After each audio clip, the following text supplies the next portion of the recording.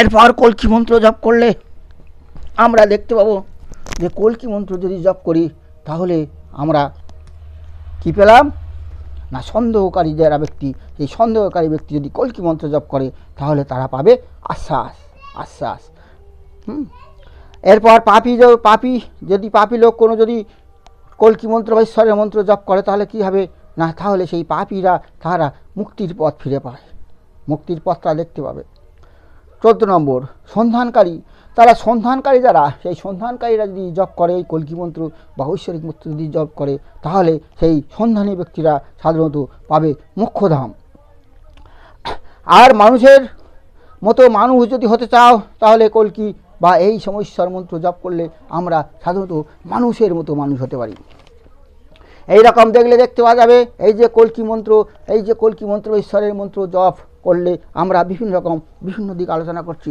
এরপর আমাদের যে আমরা এইবার আলোচনা করতে চাচ্ছি যে আমরা এই মূল জপ করলে এই মন্ত্র অর্থাৎ কল্কি বা ঈশ্বরের মন্ত্র জপ করলে কি হবে না, ঈশ্বর বা কল্কির মন্ত্র জপ করলে গীতার যে আমরা যে বিভিন্ন রকম যে ধর্মপুস্তক আছে, ধর্মপুস্তক যে উদ্দেশ্য, সেই উদ্দেশ্য যদি সুস্পষ্টভাবে হয়তো আলোচনা করে না, আলোচনার দিকে হয়তো আছে, কিন্তু বাস্তব আমরা বুঝতে পারবো যে এই যে মন্ত্র কল্কি মন্ত্র, এই কল্কি মন্ত্র জপ করলে আমাদের যে উদ্দেশ্য, সেই উদ্দেশ্যগুলো বুঝতে পারবো। সেই উদ্দেশ্যটা সাধারণত 4টি ভাগে ভাগ করা হয়। কেমন?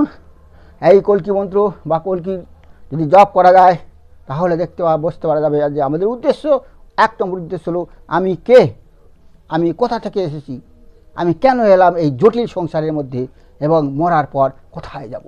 এই যে জিনিস, এই 4টে জিনিস, মূল জিনিস, সেই মূল জিনিস আমরা বুঝতে পারবো। আমরা যে কল্কি মন্ত্র বা ঈশ্বরের মন্ত্র জপ করি তাহলে বুঝতে পারবো যে আমি কে। 2 নম্বর উদ্দেশ্য আমি কোথা থেকে এসেছি। 3 নম্বর উদ্দেশ্য আমি কেন এই সংসারের মধ্যে পতিত হলাম। 4 নম্বর হলো আমি কোথায় যাব। এই সমস্ত উদ্দেশ্যগুলো আমরা পরিষ্কার বুঝতে পারব। এছাড়া যদি আমরা এই কল্কি মন্ত্র বা ঈশ্বর মন্ত্র যদি জপ করি তাহলে সেই জপ করলে জীবনের যে অনেক কিছু উত্তর পাওয়া যাবে, জীবনের অনেক কিছু প্রশ্ন দেখা যাবে। আমি যদি কল্কি মন্ত্র জপ করি বা ঈশ্বর মন্ত্র জপ করি, আস্তে আস্তে আমি বুঝতে পারবো সেইগুলো কত করে 10টা ভাগে ভাগ করা হয়েছে। সেগুলো আমি বুঝতে পারবো যে আমি অসৎ পথে যদি চলি তাহলে আমার পরিণাম খারাপ হবে। যদি আমি কল্কি মন্ত্র জপ করি বা ঈশ্বর মন্ত্র জপ করি তাহলে আমরা বুঝতে পারবো যে আমি যদি খারাপ পথে, অসৎ পথে চলে যাই তাহলে আমার পরিণাম খারাপ হবে। 1 দ্বিতীয়, আমরা বুঝতে পারি কল্কি মন্ত্র বা কল্কি যদি জপ করি বা ঈশ্বর মন্ত্র জপ করি তাহলে বলা যাবে রাগ মানুষকে কেড়ে নেয় কিন্তু কিছু দিতে জানে না। মানুষ যদি রেগে যায় তার অনেক কিছু চলে যায়, কিন্তু সেই রাগ তাকে কিছু দিতে পারে না, দিয়ে না। 3 নম্বর, যদি আমি কল্কি মন্ত্র ঈশ্বর মন্ত্র জপ করি তাহলে আমরা আস্তে আস্তে বুঝতে পারবো অহেতুক সন্দেহ এবং ভেদাভেদ সৃষ্টি করা উচিত নয়। অহেতুক সন্দেহ এবং ভেদাভেদ সৃষ্টি করা উচিত নয়। 3 নম্বর। 4 নম্বর, যদি আমরা কল্কি মন্ত্র বা কল্কিশ্বর এই যে ঈশ্বরের মন্ত্র জপ করি তাহলে আমরা বুঝতে পারবো আস্তে আস্তে যে কর্ম করে যাও, ফলের আশা করো না। যেটা ফল সেটা অবশ্যম্ভাবী, সেটা তুমি পাবেই।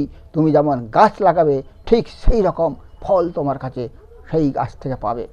এটা অনুভব হয় যদি আমরা কল্কি মন্ত্র বা এই মন্ত্র যদি জপ করি। এইভাবে আমরা বিভিন্ন রকমভাবে আমরা পাই। তারপর কি হয় না, এরপর কল্কি মন্ত্র যদি জপ করা বা ঈশ্বর মন্ত্র জপ করি, যার নিজের উপর আমরা বুঝতে পারি, যার নিজের মনের উপরে নিয়ন্ত্রণ নাই, তার জন্যে সবচেয়ে বড় শত্রু হলো তার মন। আমরা এই কল্কি মন্ত্র ঈশ্বর মন্ত্র জপ করলে দেখতে পাবো যার নিজের মনের ওপর কোনো নিয়ন্ত্রণ নেই, তার সবচেয়ে বড় শত্রু হলো নিজের মন। নিয়ন্ত্রণ না পাওয়ার ফলে বিশাল খারাপ জায়গায় পৌঁছে দিতে পারে। এই কল্কি মন্ত্র জপ করলে আমরা বুঝতে পারবো। 6 নম্বর বুঝতে পারবো কাম ক্রোধ লোভ ত্যাগ করার পদ্ধতি, এবং বুঝতে পারবো কাম ক্রোধ লোভ ত্যাগ করতে হবে, নইলে আমরা নরক পথে যাব। 7 নম্বর, এই জীবনে কিছু হারায় না, আর কোনো কিছু এই জীবনে কিছু হারায় না। তুমি কিছু আনোনি, তুমি কিছু নিয়ে যাবে না। আর এই জীবনে যদি কোনো অভিজ্ঞতা, সেই অভিজ্ঞতাটা বৃথা যায় না। যদি কোনো অভিজ্ঞতা হয় তোমার, সেই অভিজ্ঞতা তোমার জীবনে কাজে লাগবে। এই জপ এবং ধ্যান যদি করা যায়, তাহলে আমরা জপ করলে জপে আমরা এটা বুঝতে পারবো। এরপর 8 নম্বর, যদি আমরা কল্কি মন্ত্র বা ঈশ্বরে জপ করি, তাহলে দেখা যাবে যে আমাদের প্রতিটি কাজ সততার সাথে করতে। যদি আমরা প্রতিটি কাজ আমরা সততার সাথে করি, তাহলে আমরা নির্দিষ্ট সেই লক্ষ্যের মাঝখানে পৌঁছে যেতে পারবো, নির্দিষ্ট লক্ষ্যে পৌঁছাবো। এই মন্ত্র বা এই ঈশ্বর বা কল্কি যে মন্ত্র যদি জপ করি। 9 নম্বর, নিজের প্রতি বিশ্বাস হারাবে না, এই কথা আমরা চিন্তা করি। যদি আমরা জপ করি, ধ্যান করি, তাহলে আমরা আস্তে আস্তে এই সিদ্ধান্তে উপনীত হই যে যতই যাই হোক না কেন, নিজের উপরে কোনো বিশ্বাস হারানো উচিত নয়। নিজের উপরে বিশ্বাস রাখো, ঠিক ঠিক জায়গায় পৌঁছাতে পারবে। 10 নম্বর, আমরা যদি আমরা মন্ত্র জপ করি, তাহলে আমরা বুঝতে পারবো যে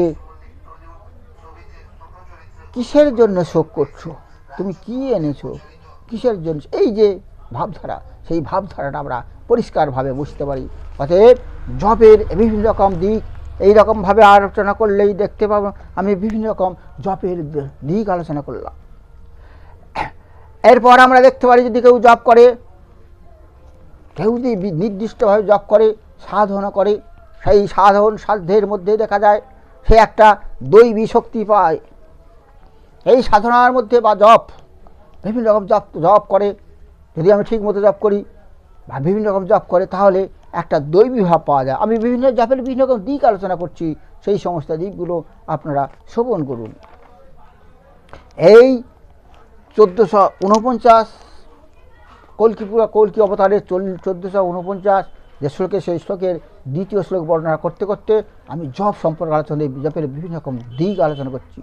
এই যে জপের আরেকটা দিক আলোচনা করব, যে বিভিন্ন রকম জপ করতে করতে সে একটা দৈবী শক্তি সম্পন্ন হয়ে যায়, দৈবী শক্তি লাভ করে। সেই দৈবী শক্তি লাভ করেছে, সেটা কি করে বোঝা যাবে না, সেই আমরা যখন বিভিন্ন রকম লক্ষণ দেখতে পাই, তখন আমরা বুঝতে পারি সেই দৈবী শক্তি লাভ করেছে। বিভিন্ন রকম, তার মধ্যে আমি 11 রকম লক্ষণ বর্ণনা করছি, শ্রবণ করো। যখন সে জপ করবে, জপ করতে করতে দৈবী শক্তি আরম্ভ করবে। দৈবী শক্তি যখন সে পাবে, তখন তার সদ্গুণ এবং সচ্চরিত্র লাভ হয়।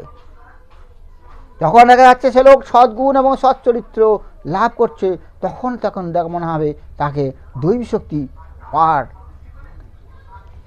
তখন সদ্গুণ এবং সচ্চরিত্র লাভ করলেই দেখতে পাওয়া যায়, দেখলেই বোঝা যাবে সেই দুষ্কর্ম থেকে দূরে থাকছে, অন্যের দুঃখে বিচলিত হচ্ছে না, সমদৃষ্টি, নিয়মিত ইষ্ট সেবা করে চলেছে, ধ্যান করে চলেছে, ইত্যাদি ইত্যাদি এইরকম করে চলেছে।